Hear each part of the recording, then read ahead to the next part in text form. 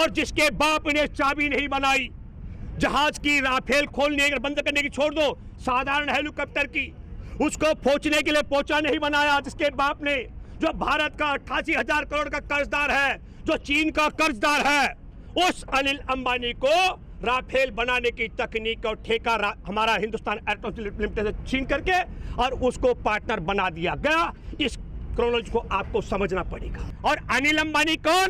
अनिल अंबानी चीन का कर्जदार और भारत के 88,000 करोड़ का कर्जदार।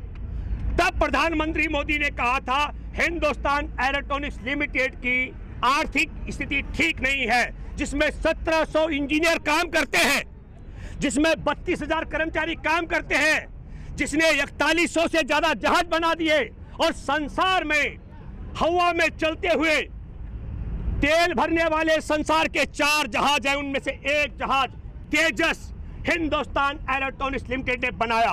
तो जो तेजस जैसा जहाज बना सके, जिसके पास 1700 इंजीनियर काम कर रहे हो, 7 दशक से पुरानी भारत सरकार की कंपनी हो, 4100 जहाज बना चुकी हो, 32,000 कर्मचारी हो, वो राफेल बनाने की तकनीक और ठेका हासिल करने के हकदार नहीं। हमारे देश के रक्षा मंत्री थे तब, उनका नाम था मनोहर पर्रिकर। उन्होंने कहा कि ये डील रक्षा मंत्रालय का मामला है, हिंदुस्तान एरोनॉटिक्स लिमिटेड का मामला है, फ्रेंच की राफेल बनाने वाली कंपनी का मामला है, प्रधानमंत्री इसमें हस्तक्षेप क्यों कर रहे? तो प्रधानमंत्री नरेंद्र मोदी ने तत्काल संघ प्रमुख मोहन भागवत के इशारे पर रक्षा मंत्रालय छीन करके उनको मुख्यमंत्री बनवा डाला। क्यों? क्योंकि विश्व में जहाज बनाने वाली, लड़ाकू जहाज बनाने वाली कंपनियों ने बहुत बड़ी सुपारी दे दी थी संघ परिवार को, हिंदुस्तान एरोनॉटिक्स लिमिटेड को राफेल बनाने की तकनीक और ठेका मिलने से जो उन्नति होने वाली थी भारत सरकार की कंपनी की, उस उन्नति को रोकने के लिए संघ परिवार ने सुपारी ले ली थी। इसलिए मनोहर पर्रिकर को रक्षा मंत्रालय से हटा करके गोवा का मुख्यमंत्री बनाया गया। और जब गोवा का मुख्यमंत्री बने मनोहर पर्रिकर, तो मनोहर पर्रिकर ने कहा, क्योंकि चर्चा हो रही थी घोटाले की, वो ईमानदार व्यक्ति था, उसने कहा इस पूरे घोटाले की सारे सबूत मेरे बेडरूम में है। और जैसे ही उनका ऑडियो वायरल होता है तो मनोहर पर्रिकर की धरती से विदाई हो जाती है, भगवान को प्यारे हो जाते हैं। ये शोध का विषय है।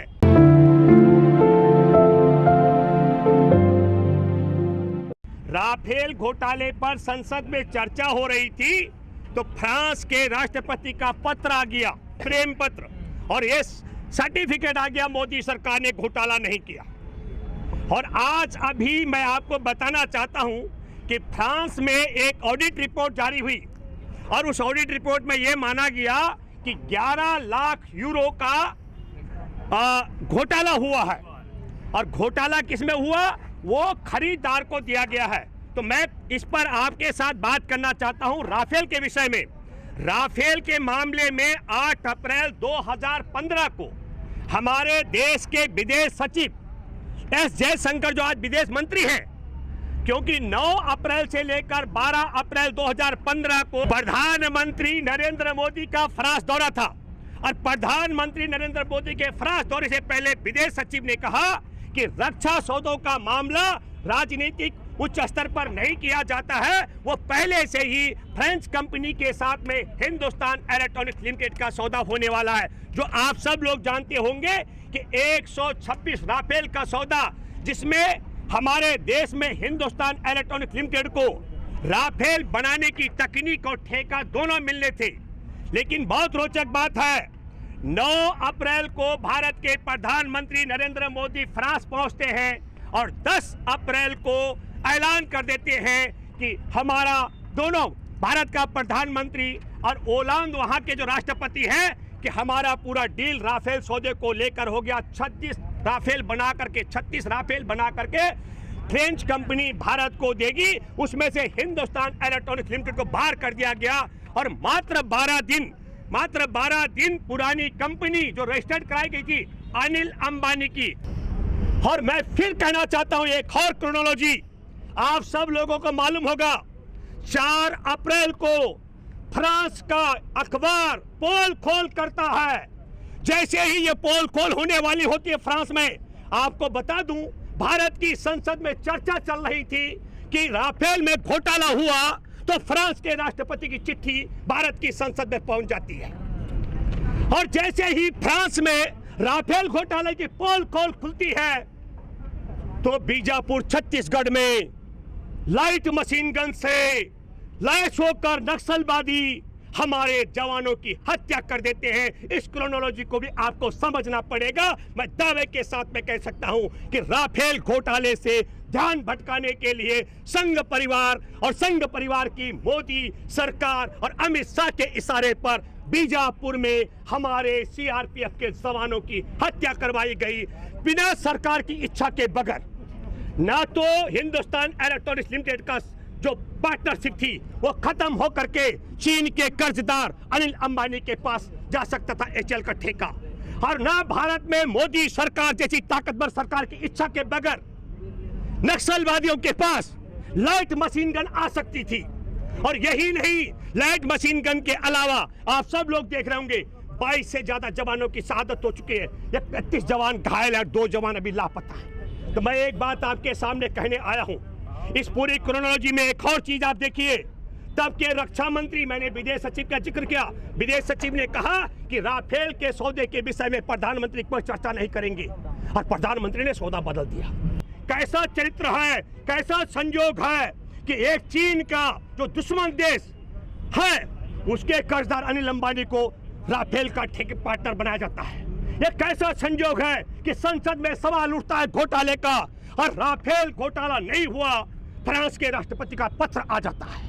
और यह कैसा संयोग है कि तब का रक्षा मंत्री कहता है मेरे पास घोटाले के सारे सबूत हैं, और वो भगवान को प्यारा हो जाता है। और यह कैसा संयोग है कि जैसे ही राफेल की घोटाले की पोल खोल खुलती है फ्रांस में, तो बीजापुर में लाइट मशीन गन से हमारे सीआरपीएफ के जवानों की हत्या करवाई जाती है।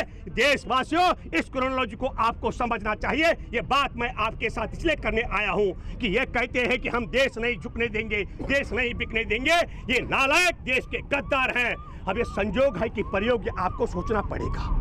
मैं ये बात कहना चाहता हूं, भारत में बड़ा विचित्र स्थिति है।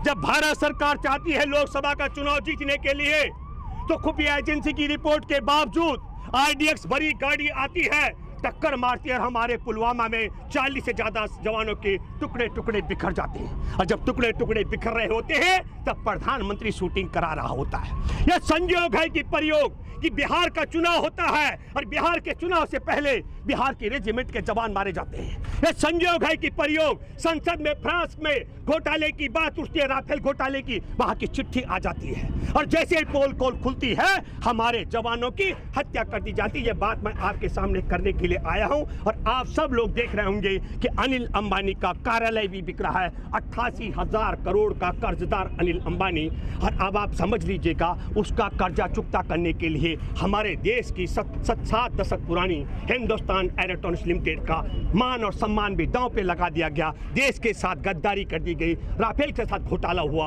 और जो मुनाफाखोर कंपनी है चीन के साथ कर्जदार, उसके साथ उसको डील कराने का मतलब है कि राफेल में जो कुछ भी हमारा हो रहा होगा पारदर्शी तरीके से चीन का कर्जदार अनिल अंबानी चीनियों को जरूर बताएगा। ये बात मैं आपके साथ करने के लिए आया हूँ। बहुत दुख और अफसोस की बात है कि मोदी सरकार ने अपने लाभ के लिए पहले 2019 में चुनाव के लिए फरवरी में पुलवामा में जवानों को मरवाया, फिर गलवान घाटी में 15 जून को निहत्थे बिहार रेजिमेंट के जवानों को मरवाया, और अब राफेल घोटाले की पोल खोल दबाने के लिए, ताकि ये चर्चा का विषय न बन सके, बीजापुर में सीआरपीएफ के जवानों को मरवाया।